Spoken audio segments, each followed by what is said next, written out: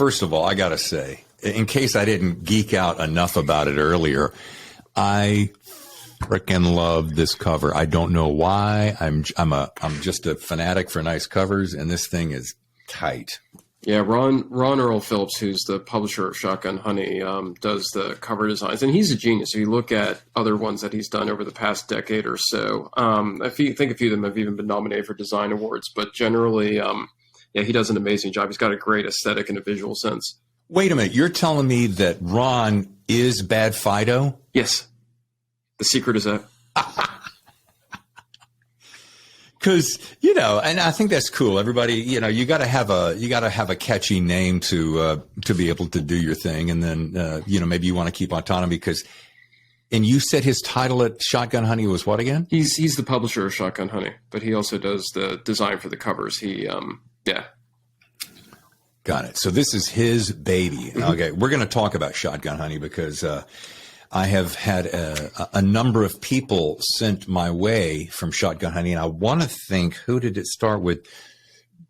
J.B. Stevens, maybe? Yeah, probably that sounds about right. Yeah, he's like, he got up on my grill, and we're like, yeah, come on, and he was the first one to approach me, and he's the last one that's going to be on the calendar. I don't quite understand that. Maybe he's just that busy. No, he's usually juggling a lot of balls. He's actually, from a kind of a business of writing standpoint, JB's actually really amazing. He has all these systems worked out for like newsletter uptake and subscribers and everything else. Like he's a real, it'll be an interesting conversation with him when you have it, just because he is an entire font of knowledge about the publishing process and everything else. I've really liked interacting with him. And he is self-published or traditional? He is traditionally published through Shotgun Honey. His next book, which I believe is A Therapeutic Death, is coming out relatively soon, I think. And he has a number of short stories to his credit in various magazines. Yeah, I don't believe he's gone the self-publishing route. Okay, so this is my ignorance. I'm going to admit it here first time on my show because I'm not, I'm not always the sharpest knife in the drawer, Nick. Well, neither me. And that is that I thought Shotgun Honey originally, I'm going to get some beef on this, I'm sure, was a independent label like I'm David. I go out and start a label called David's Books. Mm-hmm. And then I go, hey, Nick, want to be part of David's Books? And you go, sure. I don't know anything about how the system works, so count me in. And then I put your book out and I'll drop the dime on kind of promoting it for you and so forth, but you'll help along. But it's still, I'm going to take care of the printing and all that stuff. So I'm a self-published guy helping another self-published guy, but Shotgun's actually super legit.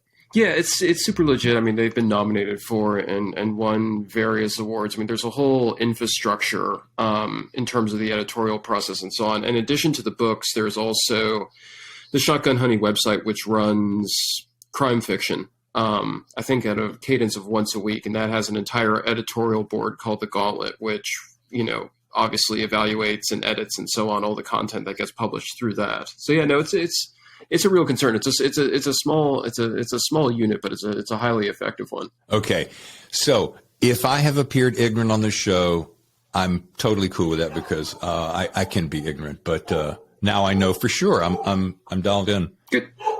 And Nick, you'll have to forgive Dexter in the background. No, that's fine. Hi, Dexter. Yeah, he says hi.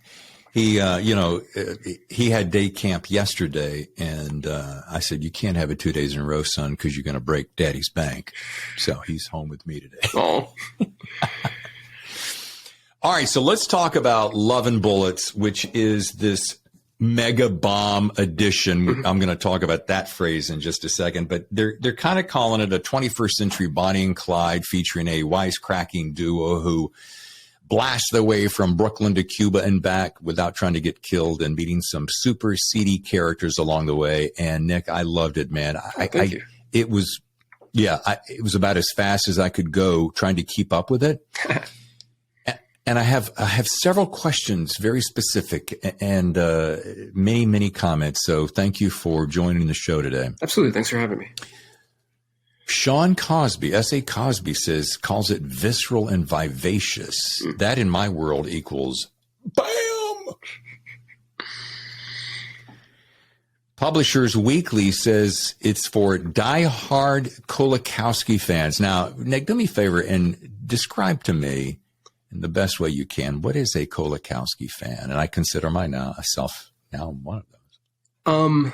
Let's see, how would I describe the fan? I mean, people who are big fans of combining, I guess, kind of rambunctious violence with comedy with a certain sense of pathos at the same time. I think would sort of be the stereotypical fan if I were to try to imagine such a creature.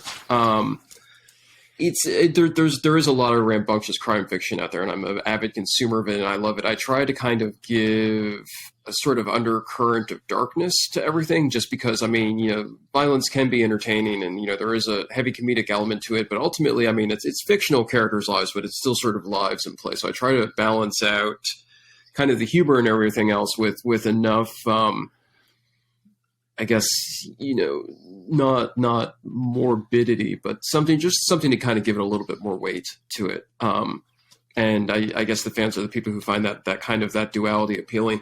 There is a moment, I won't do it justice, but there was a moment where this main character is in a situation that he's been chased by this guy, and the guy has been hurt in a wreck, and they've been shot at, and the guy's laying there on the grass, and he's looking up at the good guy, the main guy, and says, "You going to shoot me or what?" This goes on for quite some time, and the guy's having this existential moment of like, well, what is death and what is life and love? Isn't that an electrical energy exchange or something like this? And it's going on, and it's pontificating, and it's hilarious. And you can just see this guy sweating bullets, and he's bleeding, and he's got glass in his face, and he's like, "Come on, the waiting, it's killing me." And he's like, "No, I don't know. Maybe I should just let it go." And I think his phone rings, and he takes a conversation. He goes, "Excuse me just a second." And he takes the call, la, la, la, la, la. And then he turns around and just goes,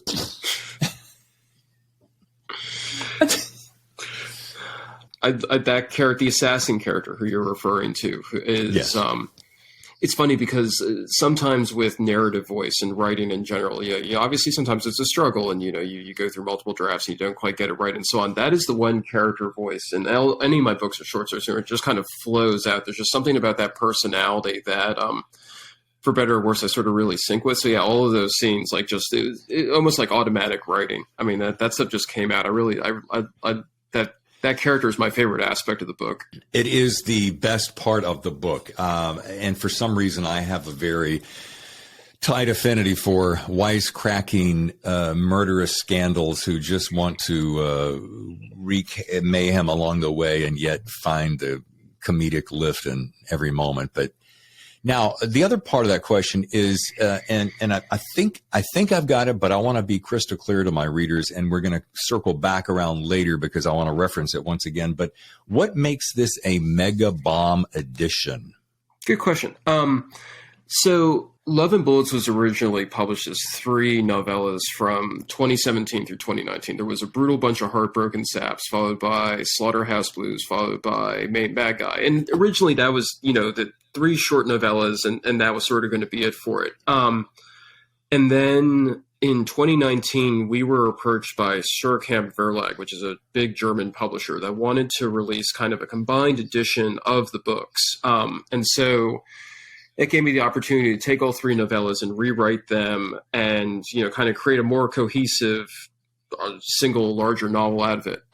It was published in Germany in 2020. It actually became like a pretty, it did really well over there. To the point where even there was a German TV program that like did a skit on it where, like, for example, they dressed someone up as Elvis, and like they did a kidnapping scene. So it did really well, which gave Shotgun Honey the idea of also releasing kind of the giant combined Megabomb edition.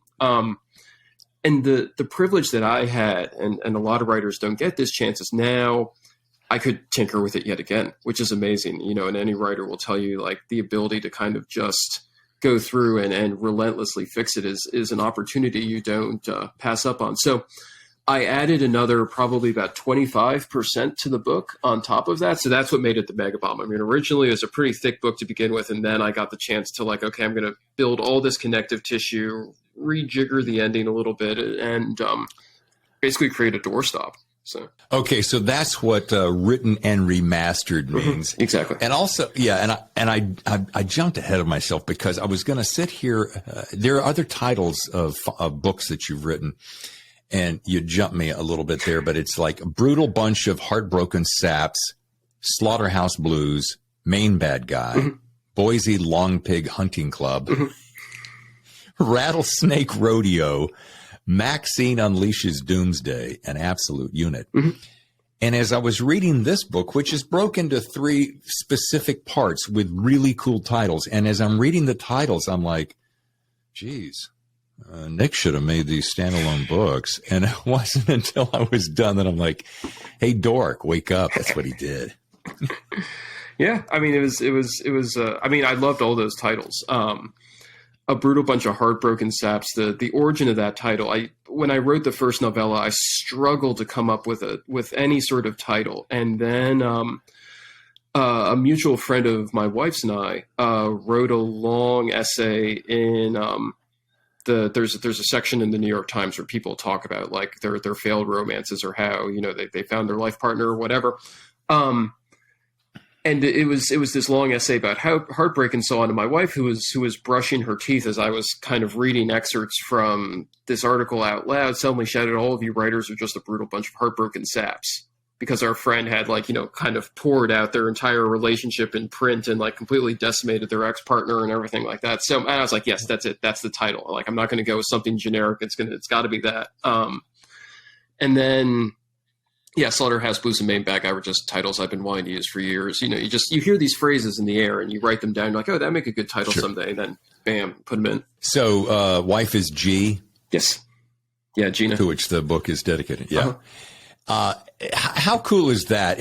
And I love the fact that synchronicity, spontaneity, when that happens, that's one of my highlights in life. And my wife and I have that same kind of synergistic relationship. She'll make a comment. Matter of fact, one day she made a comment, side note. We'd come in from running a half marathon or something. And as we tend to do, we come in the garage and we close the garage and we rip all our clothes off and throw it in the wash before we come into the house. And I said, well, how you doing? I'm like, this should be a podcast. She goes, yeah, we'll just call it Naked Monday. Nice. And that became the title of my podcast for almost a year until I went, no one quite ever got what Naked Monday was about. That's a great title. I mean, that would apply to so many different things. It's just there's a synergy. Yeah. There's a crackle to it. It's great. Okay, good. I'll keep it then. Okay, yet I digress. This show is about you. Now, I do want to talk about this because I love New York.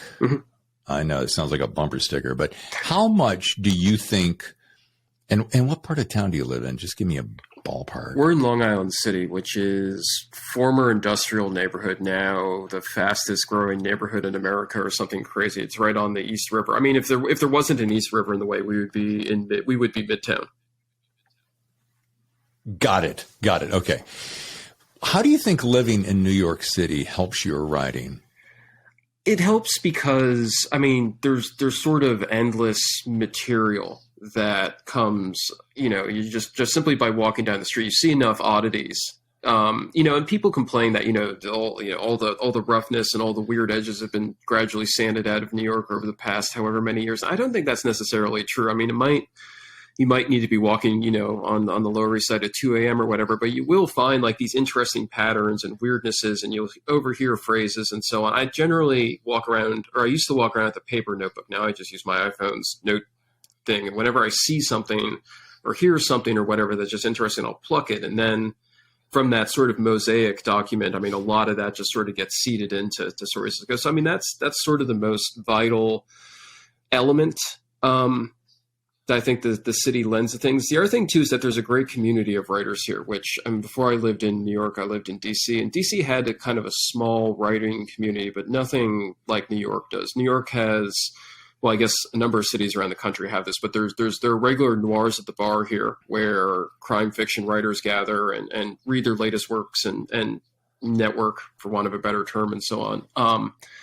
And once you sort of build that community, it improves your writing because you start sharing drafts around and stuff like that. So that part of it's also really vital. And with the pandemic, the interesting thing about the pandemic is a lot of that moved online. I mean, now there's Twitter, there's Discord servers, and so like we've managed to sort of replicate a community online, but it's not quite the same as being able to kind of tuck into a bar with like 25 other crime fiction writers and spend the night, going through stuff.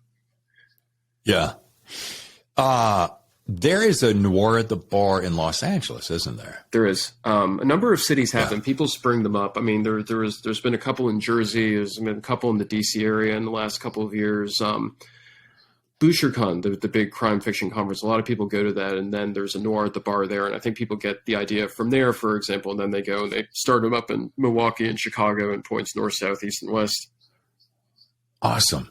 Well, I'm in San Diego, 90 minutes south of LA, and I'm just going to have to jump in the car and drive up for noir at the bar in LA because San Diego is cool and hip and laid back and groovy and all that, but it is not necessarily a raging bastion of uber creativity. I'll probably get shit for that, but it could use a little kick in the pants, I suppose. Maybe I'll just have to start it myself, huh? Yeah, you could. I mean, I think that's what people do. I think they they want to start something, so they post it up on Facebook and I don't know, staple a flyer to the supermarket wall or whatever. But there's some really good, interesting, fascinating writers around San Diego. I mean, there's Brian Asman, who wrote Nunchuck City and a couple of other books that do really well. He's kind of like in the bizarro crime horror genre. I mean, yeah, more of them will come to mind. I mean, we're everywhere. It's a whole secret society of writers. We are everywhere. Indeed, yeah. Brian Anson, is that what you said? Asman, yeah. No, he's really good. I think he lives in San Diego. There's a couple of other folks as well. Okay. But yeah, no, if you put the feelers out there, they will come. I mean, they will. They'll drive many hours. Okay. Well, then I will take my foot out of my mouth and insert it up my butt and do something about that.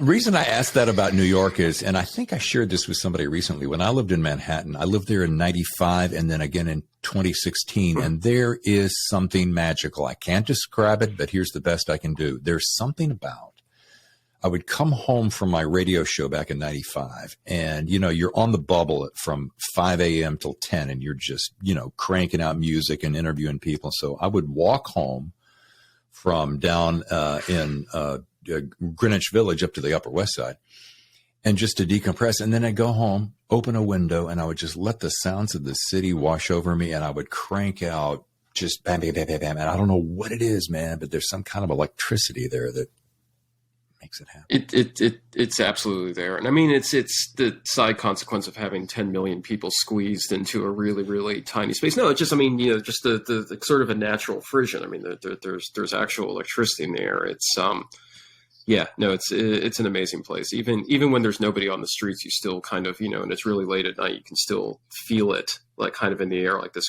crackle of proximity almost, that you're on this little set of islands with all these souls.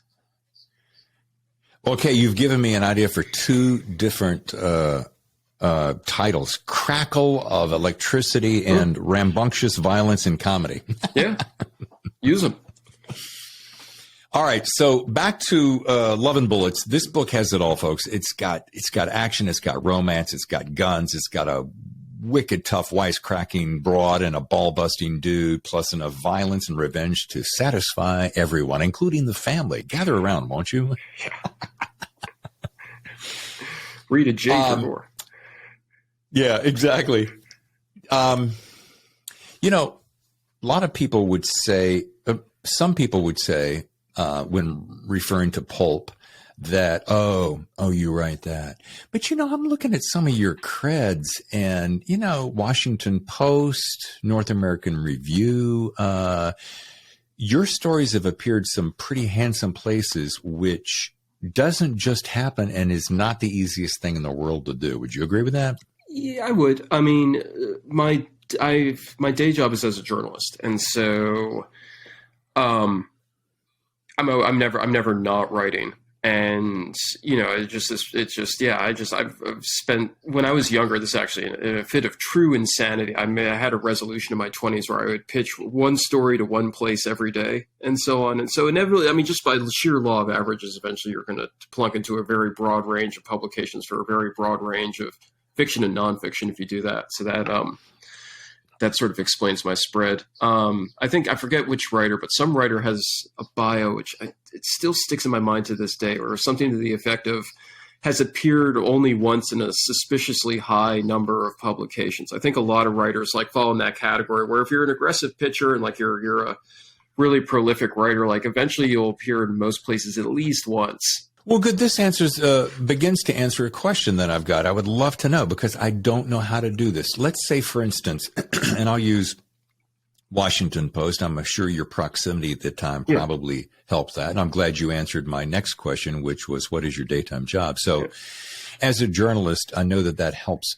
Could somebody like me, is it that I need to have written a vast number of articles or shorts or novellas or fill in the blank in order to then be received? Or is it my ability to pitch to the right person?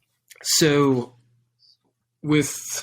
that is the question. The Washington Post was kind of a unique circumstance because what I did the one thing they tell you to never, ever, ever do as a writer, which is write pieces on spec and send them. And I mean, it's good advice because, obviously, you do all this research, you commit all of this time. And then if the if the article is rejected after you spend all this time writing it, I mean, that's time and money down the drain. But, in the case of the Post, what happened was my entry, this was, this would have been 2005, 2006, but Darren Aronofsky, the director of Requiem for a Dream, Pi, The Fountain, a bunch of other highly disturbing art house movies that I love deeply, he came to DC to launch The Fountain. And I read that he was in town. I had always wanted to write for the Washington Post. And so I basically conned my way into an interview with him. I showed up. I'm a little bit blurry on what exactly I said to get past the gatekeepers, but I ended up having dinner with him and a bunch of other journalists from a bunch of other publications. Thankfully, there was nobody from the Washington Post who was already there, because otherwise that would have become a hilarious comedy of errors very quickly. But I got the interview. I wrote it up that night. Like, I basically rushed home and typed it and sent it to their weekend section. And then once that happened, and once they accepted and paid me for it, et cetera, the editors there decided, like, oh, here's this lunatic who'll do anything on short notice. And so they started sending me, I interviewed Craig Ferguson, I interviewed Lawrence Wright, just a bunch of other people. And they sort of, once you're a known sort of player, then, they tend to use you over and over again, because, one thing, and I can say this as an occasional magazine editor, one thing that editors really like is having kind of a reliable person that you can just call up and be like, do this, and they'll do it. But yeah, I mean, it's writing the article in advance and like kind of and doing all of your legwork and committing that is generally what they don't recommend doing. But perversely enough, it's always worked for me. And that's how I've got my foot in the door in a lot of places. But yeah, I'm not sure I'm necessarily the best example to follow. Okay, I'll take it though. And I also think that, courage and boldness is rewarded if you're not in hole. You know what I mean? Yeah, no, I definitely agree with that. Yeah. Plus, a maxim in Hollywood is that people like to work with people that they like. And it seems ridiculously simple-minded, but it's true. I mean, think about it. You want to work with somebody that, I like that Nick guy. He's a fun guy. He's on time. He shows up. He makes me laugh. I mean, it's a win-win. Definitely. I mean, the people in terms of like the crime fiction world, I mean, the people who I've known who have achieved like the most success, like kind of the big book deals and kind of networked effectively and everything, that have always been the nicest people. I mean, whereas people who tend to be, kind of a little bit sociopathic or whatever, like sometimes they might, score one good book deal or, make kind of a crucial connection or whatever, but they never last very long. It's always the nice people who seem to kind of have sustained careers because, as you said, everyone wants to work with them. It's just, it's good policy. Yeah. From my shiny object department with a question out of nowhere, what is only because I like the way your mind works, and I'm riveted by this story, which I know that I'm going to go back and read other ones. What is the weirdest job you've ever had?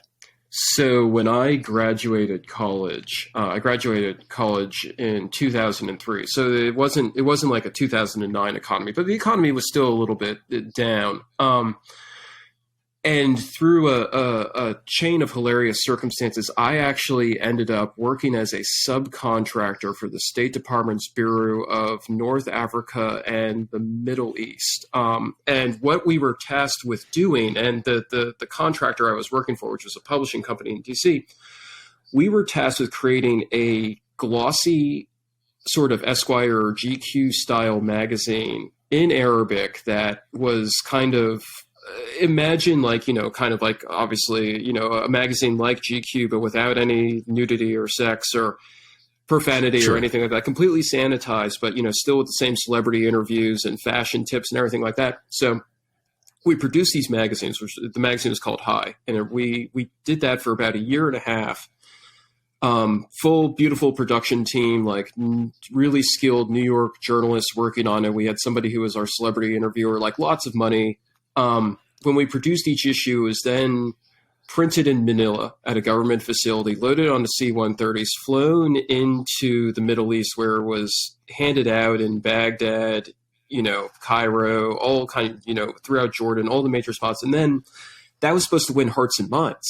And it was one of those circumstances where you're kind of like, all right, I mean, somebody thought this was a good idea and we're rolling with it because it's interesting to work on, but this is like, it was almost like Dr. Strangelove in a certain sense, like just like this completely weird thing. I wrote about it for Fast Company several years later. It was just kind of like, public diplomacy is good. And, you obviously, if you take it at its sort of surface value, kind of extending like this, trying to explain American culture is potentially a good thing, but nobody was ever quite sure what was going on. In the meantime, we were burning a lot of money. At one point, we accidentally included an image of a woman with bare shoulders, and in Saudi Arabia, they actually burned it on the runway. The Committee for the Promotion of Virtue and Suppression of Vice poured gasoline over a giant pallet of it and lit it on fire. We're watching this on video in the bowels of the State Department, and you just can't believe this is your life. So I would say that's probably the weirdest, easily the weirdest job I ever had. Off the top of my head. I mean, there's been all sorts of weirdo. When you're a professional writer, you end up doing all sorts of weirdo stuff. Yeah. But yeah, that probably takes the cake. Okay, two things. I can't top that. Number one. Number two, I have to branch that off one more step because you're such a great storyteller. Who is one of the wackiest characters you grew up with? It could be when you were a kid, you were in college, it could be, but just somebody who was like, that guy's just like a half a bubble off plum, Oh, yeah. It's a Carpenter reference. So the weirdest, oh, man. I mean, the thing is that inevitably these people all end up actually in the books in kind of one form or another. Like not necessarily taken whole cloth and transplanted to the book, but sort of elements of their DNA, it ends up informing the characters. That's exactly where I'm headed. Yeah, exactly. So, I mean, Bill in Love and Bullets is based very heavily on a gentleman who I worked with for a number of years who sort of he kind of engaged, I mean, saying that very sort of luxury obsessed,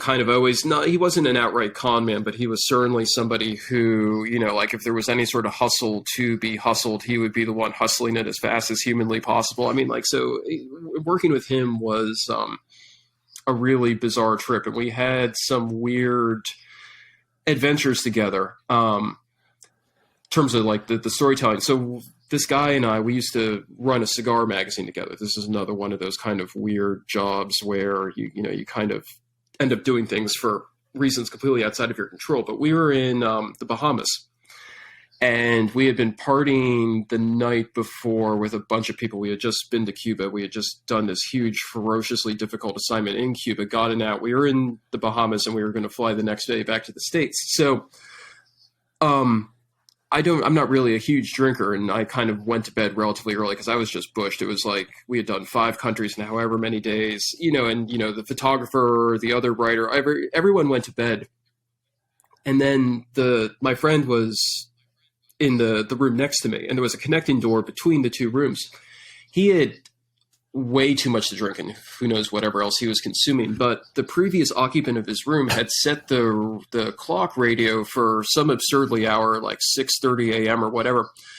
So the radio clicks on at 6:30. He is like still sort of completely addled out of his mind when this loud church music, because it was a Sunday, starts blasting from the radio.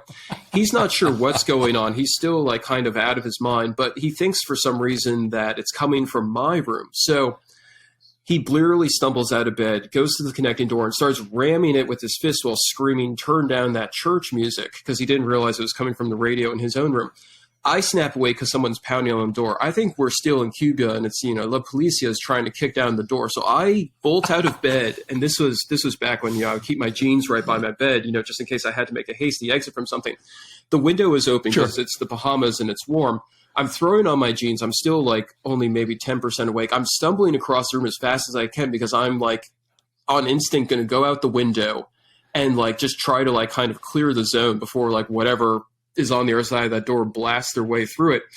And I literally have both of my legs out the window. When I see a cruise ship, I'm like, oh no, like this is all wrong. I sort of like, my instincts are no longer controlling me like a puppet.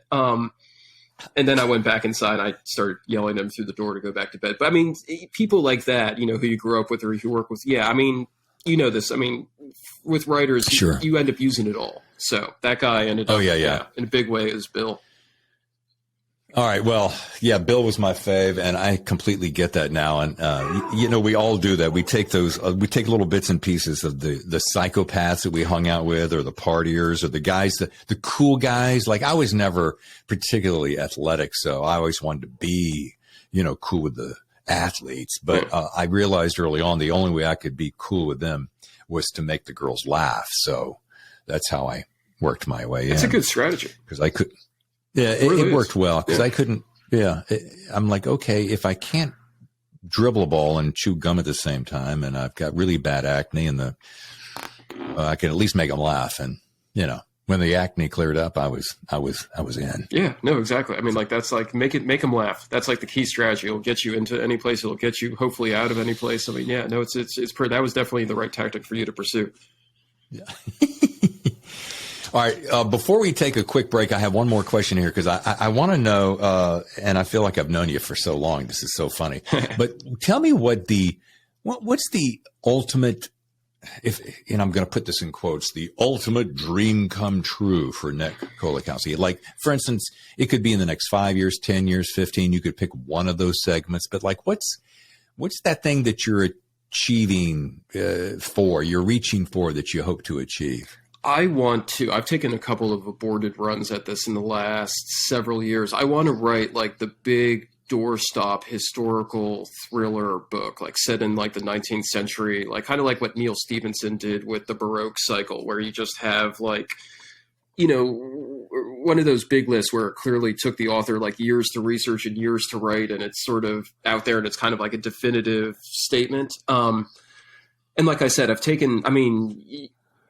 like most, with the exception of Love and Bullets as a combined edition, most of my books tend to be very short. So my goal, my dream is to like actually write something that's like suitably massive. You can kill a Bronx cockroach with it. Like, like we're talking like serious weights. That's definitely kind of one of my longer term goals. Like 500 to 600 pages at least. Yeah. Yeah. Like one of those things where people are like, oh my God, I can't believe you spent so many years on it. And yeah. Yeah. Okay. Excellent. And are you working on that now, even in little increments while you're writing these rapid fire kind of books, or do you say to yourself, okay, when I get to this point, then I'm going to sit down and really hunker down and then carve out this period of 2, 3, 4, whatever years and make it happen? I've been researching it actively researching it for a long time, but that also becomes its own delaying tactic in a certain way. You always have to. There's always more research you can do, and so eventually I'm going to have to just be like, okay, I'm going to carve out this time, and we're actually going to do it, and it's going to be a heavy lift, but I just have to like kind of mentally reconcile myself with that fact. Okay, well, I applaud you and I cheer you on. Thank you. All right, we're going to take a short break, and when we come back, we're going to play a quick round of rapid-fire questions. I am sure Nick knows about this, so stay with us. Uh-oh. And we're back with Nick Kolakowski, and I love this guy's name, author of Love and Bullets, the Megabomb Edition, as well as many other titles you are sure to dig into. I see that they're all... I was spending quite a bit of time, Nick, this morning looking at Amazon. Looks like they carry everything of yours. They do. And so go to the author's page there. But time now for rapid fire questions. Super easy, lots of fun, nobody gets hurt. Whew. It's a relief. Number 1, and this is perfect for you living in Long Island City-ish. You and a pal are playing some pool, drinking some beers, hanging out in a neighborhood bar when a fight looks like it's about to break out. Come to learn that the enormous, mean, and ugly bouncer thinks you started the melee, and so he's coming after you. Suddenly, your pal, just seconds before batshit crazy guy comes over to ask you to dance, your pal tosses you one item for you to fight this character with, and you can choose from any one of these 3 items and tell me why you chose it. Number 1, a number 2 pencil, the caveat being that it is freshly sharpened and has an eraser. Oh. Number 2, an old-fashioned bottle opener, the one with that pointy end. Or number 3, your pal pulls off his 1970s super wide worn out leather belt complete with tacky brass buckle and hands it to you. Which one would you choose? Oh, I would definitely go with the belt just because, it's got some reach to it. So, I mean, at the very least, obviously when faced with like, a 500-pound, pituitary accident who's really interested in popping off my head, like, the cap off a Coke bottle, I would have absolutely no chance. I took, some kung fu and martial arts in high school, and the sum total of my experience with that was being really good at punching myself in the face by accident. So I would be dead in like about 3.2 seconds dealing with that guy. However, with a belt, I could swing it wildly, like flail it, spastically around enough to like kind of buy some space as the guy came charging in, and then that would hopefully buy me enough seconds to use my superior speed to sidestep and run out the door as fast as humanly possible. So, I'd definitely go with the belt. Awesome. Excellent. Just as I somewhat expected. Number 2, you and I are going to meet up in New York in late May for the 17th edition of Thriller Fest. Oh. It's put together by my friend KJ Howe and a bunch of super studded authors and rock star volunteers, and you get to choose 2 people to join the panel of discussions. Now, they can be living or dead. Who will these 2 people be, and why? Oh, now that you've introduced the dead element, that's really impressive. I would have to go with Jim Thompson, writer of The Getaway, The Grifters, and other great books, as my dead person to kind of show up. And I say that because at BoucherCon and all these other crime fiction conferences, the surest and easiest way to start like a real verbal brawl is to mention Thompson's name, because you have people who are, and I count myself among them, massive Thompson adherents. They love every word that he wrote, even though some of his words got pretty weird.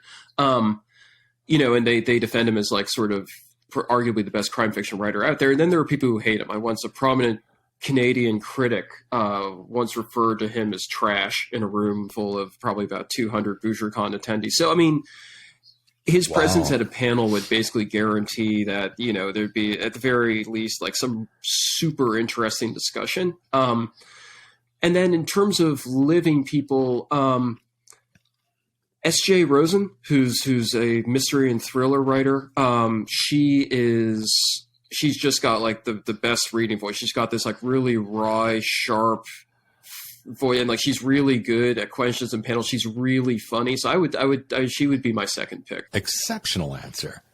And by the way, will you be at Thriller Fest, do you think? Yes, I think this year. Yeah. Knock on wood, and, awesome. And pending, obviously, the situation, I think. Yes. COVID bullshit. Yeah, exactly. Yeah. Yeah. You and I will definitely get together and share a beverage. Absolutely. Yeah. Number 3 on rapid fire questions. There is an afterlife of your imagination's making, and you get to return as any one of these 3 professions. Which would you choose and why? You can be number 1, an unbelievably rich and sexy rock star, in case you weren't already.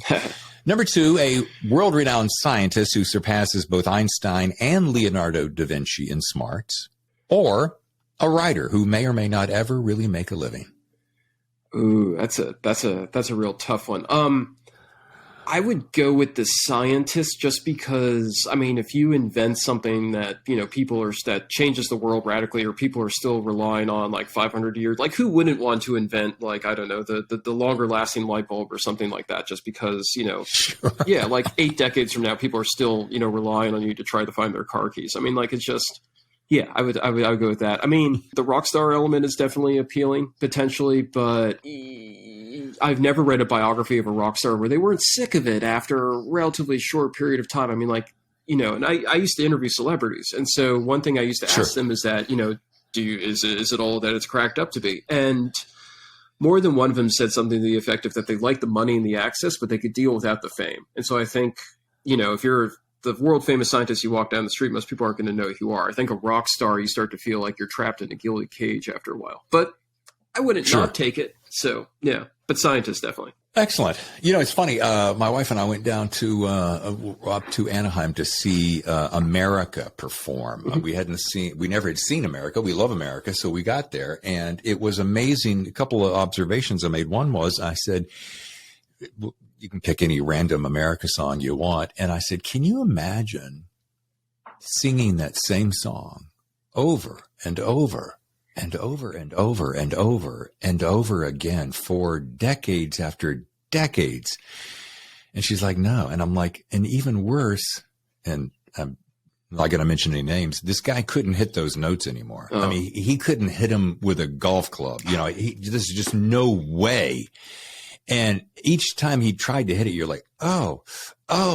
And then I'm thinking, which is worse, having to have sung those that many times, or having sung them when you were at the height of your career and you were really jamming it, and now decades later you can't even reach those. So yeah, that's the thing about it too. I mean, like, not only do you, I mean, when you're a writer, the benefit is you only got to produce it once. Once it's down on the page, it's down on the page, and that's that. But if you're a singer, you have to sing it with enthusiasm. You got to sing it every day for the rest of your life, or at least a few times a year, as if you had written it that afternoon and you really love it. Even if if you're Mick Jagger, the last thing you want to do is sing Satisfaction for like literally the 50,000th time. I mean, it's hard. Yeah.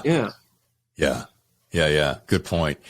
Well, but as we begin to wrap up, is there? I like to ask guys and gals, especially those who, and I'll ask them from the super big guys who are New York Times bestselling, they've got 20 or 30 in their queue, or they're just starting out like some of us. What would do you have a good rock solid piece of advice that's kind of a no-brainer, that's always been true to you, and that that if you say to someone, take this little piece of advice and just try to master it, what would that be?